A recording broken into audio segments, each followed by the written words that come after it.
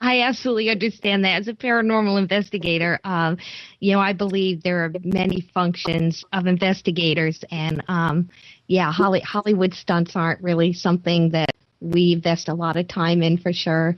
But JR and Diana, it's time for us to take a quick break so we can pay some bills, and then we'll jump right back in to this fascinating discussion with you guys. So we'll be right back, everyone. Hello out there, it's us again. Chase is having a little problems with the microphone right now, so we're gonna keep you all entertained. Diana, wanted to ask you something. We were out eating with some friends yesterday, and the subject of walk-ins came up. Can you explain something about walk-ins to the audience? I thought it was pretty interesting, and it can possibly get deeper than one might think. And that's true. We were talking about the process of walk-ins. I don't know if anyone has ever heard of that before, but this person thought it was just something that could not be, if you will. And actually, I do believe in walk-ins. Walk-ins is the opportunity for another spirit to walk in to the person's body when that spirit within that body decides that it no longer wants to exist. And my understanding on that, this is one of the things that I studied deeply in England, was that if a soul doesn't want to go through the incarnation of being born and going through childhood and all of that, then they can have that opportunity to walk in. And I had a very good friend of mine that I truly believed was a walk-in. When I first knew her, she was a totally different person. She was overweight. She was a very big talker, talked constantly. And the second time when I met her, because she was in her husband was in the Air Force. That's how I met her, when my husband was in the Air Force. And of course, we get stationed in different parts of the world for a while. So we hadn't seen each other for about 6 years. And when we had an opportunity to see each other, oh my God, she had totally transformed. She was much thinner. She spoke with more grace. She didn't have to hold on the whole conversation. And I asked her, I did without telling her, about, what happened to you? Why are you this new person? Do you understand why? And she says, all I remember was one night I was just so depressed. I was so down. And I literally got on my knees and I told God to take me away, that I couldn't handle it anymore. And she says, the next thing I knew, I woke up and I felt different. And I felt that, no, I can go on, that I will go on. And all of a sudden, I had never before been able to lose the weight. This woman was close to 400 pounds. She now weighed like about 150. She says, I had no problem in dieting. The weight fell off. She goes, my whole life changed. And I truly believe that was a walk-in process, or what had happened, if you will. And also, Diane, you've done a lot of work, at least some work that I'm aware of, as a medium. Can you let some people know what you've done as a medium? As a medium, it's kind of like the channeling what we talked about earlier, when I allow myself the opportunity to how do you call it? Sorry. Oh my gosh. Are you there, Chase? I am. Oh my gosh. Just a few difficulties. That's all. That's all right. We're talking about mediumship right now. And that's when spirits from the other side use me as a channel, basically, to speak to their loved ones on this side. And it's a very, very real phenomenon. And I've been very blessed in helping people with connecting with that side, if you will. I notice here that someone is somewhat confused about our team.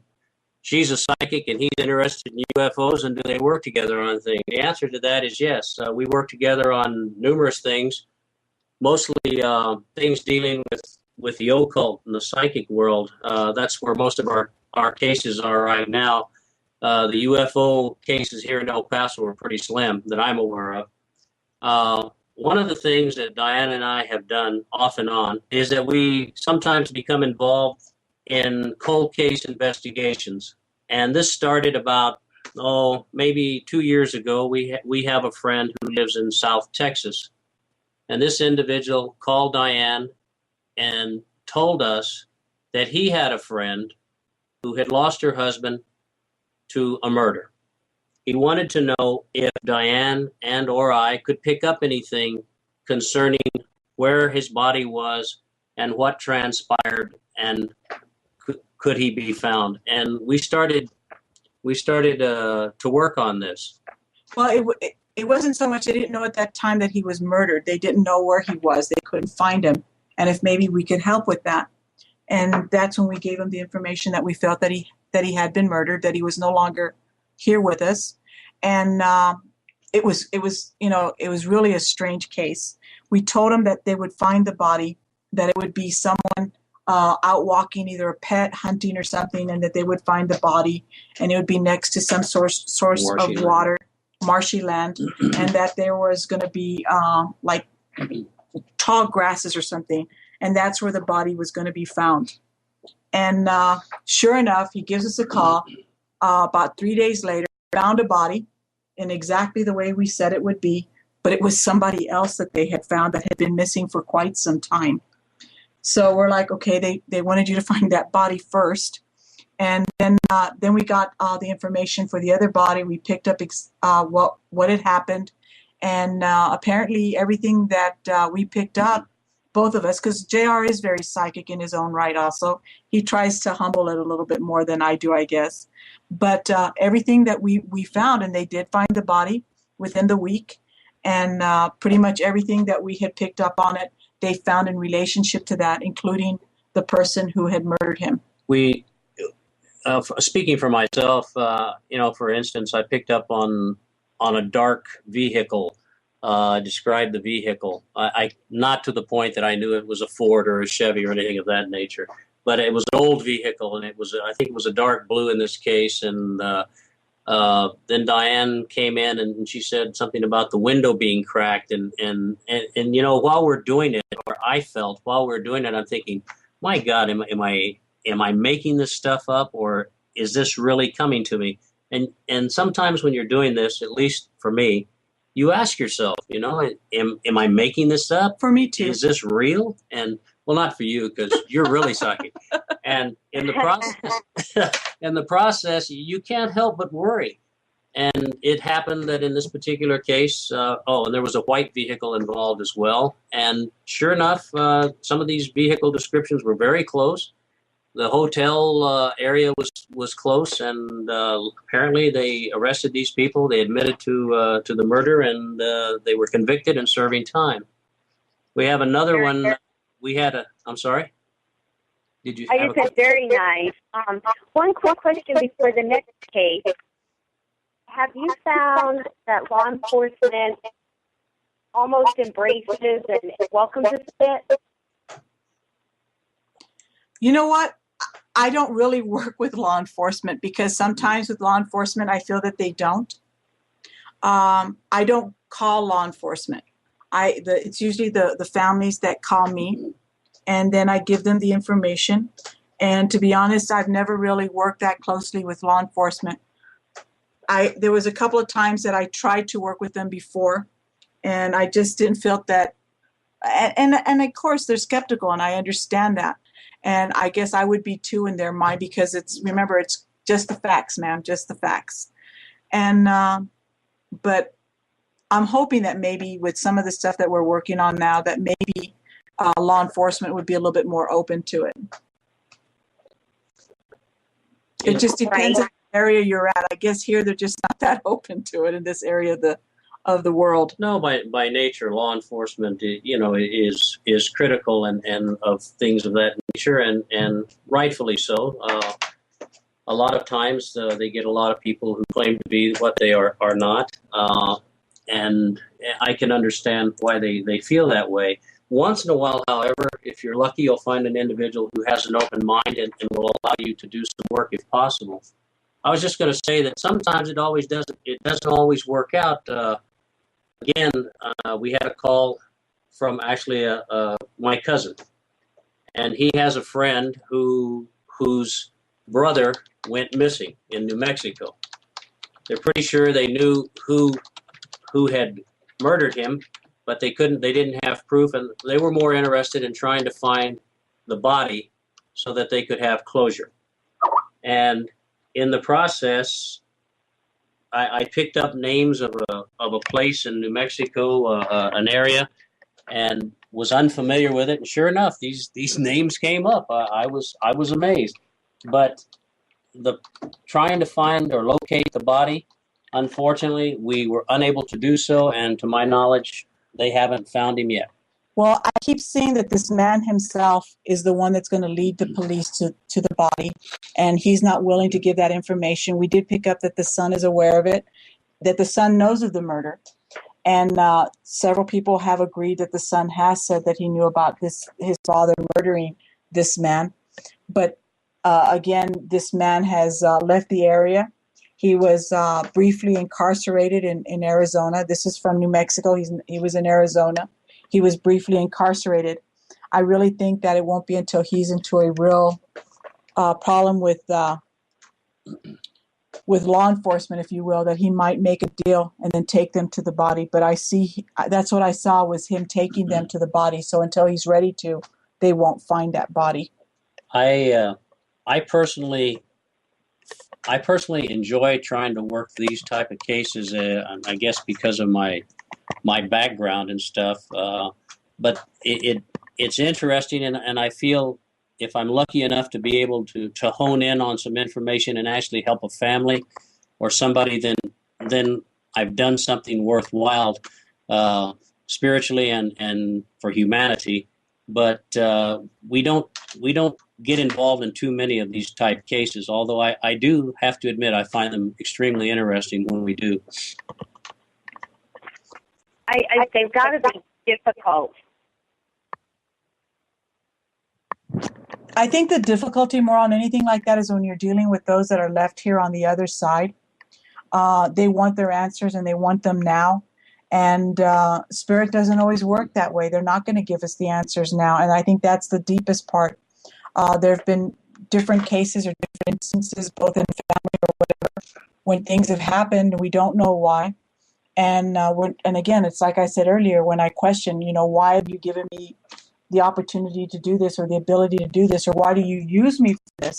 And then when it comes to something within my own personal life, you don't give me that opportunity to know ahead of time or to maybe stop something from happening. And then that's when I get you're not supposed to know because this is supposed to happen. I'll share a little story with you real quick. As I said earlier, when I was younger, I was pretty much discouraged from working with my gifts, if you will, with spirit. And it wasn't until I went to England that I was able to really work with them. When I first came back to the States after that, it was during that time in the mid to late 80s when everyone was going on about all the satanic stuff, and it was real big news about the Satanists and stuff like that, and somewhat concerned that people would think that they would consider me that way, and I wasn't. I'm not into that part of it. So I kind of stifled myself a little bit again. And, being back in the States and being back near family, being the good Catholic girl and all of that stuff, I didn't work with it as much. Until one night I came home from work and the only way to say it is I lost my mind. My father was somewhat an abusive parent. And all I remember was going into the bathroom, and the next thing I knew, I was just, I was going crazy. I couldn't figure out what was going on. I kept seeing my husband came in to talk to me, and I kept seeing my father's face, and all I could think of was I was little again, and I was being hit, and I was trying to get away from this man. And it was just bizarre. My husband at that time couldn't figure out what was going on, so he just closed the door and left me in the bathroom. And the next thing I remember was waking up in the bathtub. I don't know how I got there.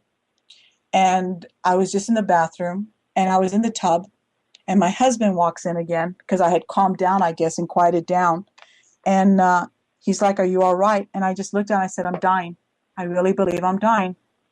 And he says, "You need to get out of there." I said, "I can't move." So he had to pick me up out of the bathtub, took me into the bedroom, put me in bed, and he says, I said, no, I'm dying, just leave me alone. And I fell asleep, I guess. The next morning was Saturday. During that whole day, I could not function. It was like I was having an out-of-body experience, and I have had those. And it wasn't until Sunday morning, bright and early, it was about 2 o'clock Sunday morning, we got a phone call, and they had found my father's body. And he had been murdered the Friday night, is what they were estimating. He was in his apartment, and the man who murdered him had beat him and had stabbed him in the abdomen and had placed him in the bathtub to bleed out, if you will. And then he took the body and dumped it in a dumpster, and that's where they found him. And I truly believe that I experienced my father's death. And I truly believe that it was Spirit telling me that we need you to do this. And that's what I've been doing ever since. So that's when you became aware that your gift was more than something personal, that contribute and help others? Yeah, I truly believe that. I truly believe that that was the moment when they really forced me into saying that this is something that I needed to work with. There's a lot of more stuff that happened after that I won't go into great detail. I met a hypnotherapist. I moved back to El Paso. I got involved with the church where I met Robert. And I met a lot of really good people here in El Paso that worked with the paranormal that I would never have known. I would never have known if I hadn't met the hypnotherapist in Lubbock and moved back here to El Paso. And he was moving to El Paso at that time. My husband was getting out of the Air Force. We moved back to El Paso. He was a much older gentleman. He was a retired mortician, and he was very into the paranormal and all that. And he knew where to find all the spiritualist churches and all that. And we tagged along, and it was through him and through that gift that I was able to really start utilizing my gifts more here in El Paso. And I got to meet the man I'm now married to. Boy, weren't you lucky? Yep. I tell him the only reason why I married him was because I loved his mom so much and I didn't want to lose her. She still does. That's the problem. She loves my mom more than me, but that's okay. I'd like to touch in on something. Diane keeps going back to her time in England, which I find, I guess, because I wasn't there. I didn't get to experience it. And when she was in England, she hooked up with a coven. Okay. Ooh, a coven of 13, the Black Witches. Anyway, she got involved with the coven. And there's some interesting, while she was with this coven, and I learned this through some conversation with her, they got to talking about what the witch covens. I like history, so I'll throw this out to you just for the sake of interest in history.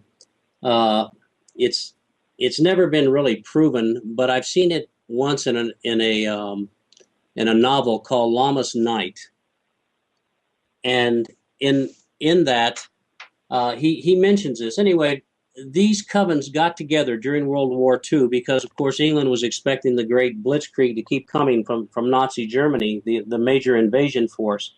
And in order to try and keep the Germans from invading England, these witches got together, and there was supposed to be, I believe, there was 9 original covens that were still left from the old days. In any event, they got up on the cliffs of Dover. And normally covens work alone. They get 13 and they do their thing, and the others stay off to the side and do their thing. They normally don't get together like this. But in this case, they did in order to build up this cone of power, if you will, and direct it toward Nazi Germany. And during that time, during their fires and rituals upon the cliffs of Dover, several of them actually died, physically died. They were older women. And because of the emotion and the energy that was expended, some of them simply died up there. And the only reason I throw that out is because when Diane was in this coven, she met a person whose grandmother actually participated in these rituals. And I'll let Diane tell you about the broom that she got, and it was interesting to me. Well, again, I'm not that big of a history buff, and a lot of times, as you say, we go and we do investigations and stuff like that, and I always go in what I call code. I don't look for what was the history of the building, what was the history of the situation. I don't. I've never been much of a history person. When I was in school, I used to say, why do I need to know this? It's already done and over with it. And so I've never been a history buff. And when I was working with this one woman in England, she handed me what they would call a wand, a piece of wood. And she says, what do you pick up off of this? And I picked up the wand and I held it. I closed my eyes. And the next thing I knew, I was on these cliffs. And I'm describing all of this to her. I'm seeing all of these people. I'm seeing these circles. I didn't know anything about what had happened before. I'm seeing all these circles. I'm seeing all these people. I'm experiencing the energy. And it was before I actually even became more involved with people. This was my introduction, if you will, to Coven world, the Coven, if you can. Yes, yes. And I was describing everything to her. And I told her, I said, this belongs to your grandmother, and this is where she was, and she didn't die, but two of her very closest friends died, and she's telling me who they are. I can't remember their names, and I was just telling her all of this, and then all of a sudden she says, you don't need to tell me anymore. And she left the room, and I thought, oh my God, what'd I do? And she comes back and she gives me this broom, and she says, this was my grandmother's broom. And she told me you would be coming, and I was to give this to you. And then that was when they were like, okay, we'll work with you. And that's when they started working with me. I've got a question here about Diana. Do you feel that on the most important things is to trust 100%? It is. Most definitely to trust 100%. But I'm still in a human body. And sometimes it's hard for me and to trust always. It's that fear, is what I'm getting right? Is what I'm doing right? And that's just part of my human nature. But do I trust do I have a strong sense of faith? Most definitely. Do I trust? I would say 90% of the time I trust 100%, but that's still my human nature.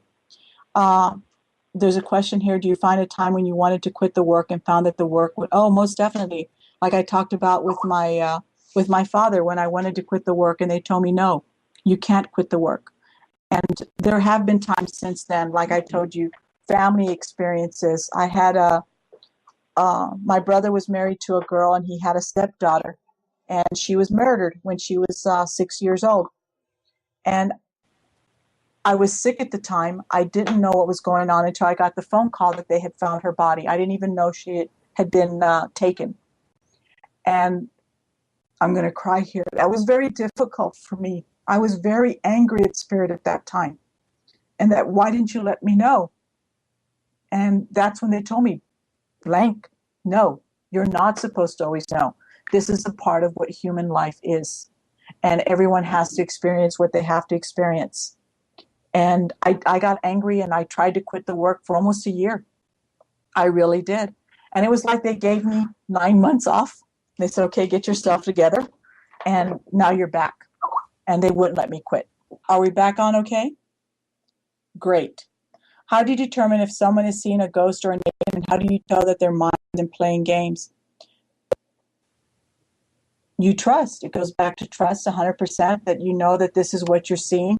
Again, it's very rare that I would see anything as I'm seeing my husband sitting here next to me or my neighbor or anyone else. But there are those instances when I do see spirits very close to me. I have to be honest on the alien thing. There are times I'm not sure if that's what it really is. Do I feel like it's an alien? Do I feel if it's otherworldly? Yes, I do. And I just trust that whatever it is they're bringing to me, because of my past experiences. You have to remember, I've been doing this for, I'm going to tell you my age, close to 50 years, that there are times when I wonder if my mind is playing games. But in my later years, the last 25 years or so, I'm learning to trust that it's not my mind playing games. Hi, everybody. We're back. We had some technical difficulties. I think that has to do with Diana's powers. And over the break, she was getting, some things that she needed to tell me about my grandmother and things, which was pretty dead on, by the way, and right on mark. And then we started experiencing all these technical problems. So just to let you know, it was outside interference. So We're not going to talk to Grandma anymore right now. She's been put on hold. oh, good. Yeah. She's probably thinking, I've been on hold for a while, honey, but that's okay. I'll wait a little longer. A little longer. It's all good. For real. Diana, you were talking about something right before we went on to break, and there was a little more maybe to elaborate on. I'm not sure which story you wanted to talk about. Okay. Well, I did have one question before we start opening up for everybody, which is our time for questions for our guest, everyone. So go ahead and post in the chat room, and don't forget to call in if you have a question that you'd like live on the air at 888-919-2355. One question is, have you ever started reading, or we know you're very sought out, or with your tarot cards or something, and just all of a sudden become completely either afraid or enlightened, or does that work where you bring in emotions or you feel the sense of the tragedy, or do you just read? No, I actually will pick up on what's going on with the person. Sometimes I'll pick up a tragedy. Sometimes dearly departed loved ones will come in and start giving messages for them. It just depends. Every reading's different. But I have felt different things for different people at different times. It's an enlightening. It's something that they need to know. When I do the readings, I usually do what I call a general reading first. And I tell them, this is what, I know you're here for specific questions, but I'm going to tell you what they want you to know first. And then you can ask me your questions. And that's usually how my readings go. And during that time is when I might pick up something or someone that might be with them. Yeah, I'd like to elaborate just a little on that. Diane picks up on, I would say, spiritual entries a lot when she's reading cards. I personally don't. I'll read cards and focus on the card, and sometimes things come to me. But recently I was reading cards on a Saturday, and I have this particular woman likes to come and get readings from me, and she's from Boston. And she's actually, I think she's a psychiatric nurse. But she comes in and she's Irish, and I like to pretend I'm Irish. I think there was somebody in my family 1,000 years ago, and she comes in and I'll say, well, how are you, lass? And she'll say, I'm fine, Robert, and what do you pick up today? So I was reading her cards, and we were laughing back and forth, and suddenly a entity walked in. Now, I did not see it as though I'm seeing Diane here. It's as though you see it in the third eye, or your mind's eye, and you pick up the sense. And this woman walked in, and I said, Jane, I said, someone just walked in here, and they're right next to you. And it's an older woman, and I want to say it's your grandmother. And she's wearing a shawl, and she has, the classical grandmother style, the bun hair. And I said, but she's wearing a shawl, and it was hand done. And she's with you, and she comes with you, and I started tearing up. It was just this overwhelming sense of recognition, I guess.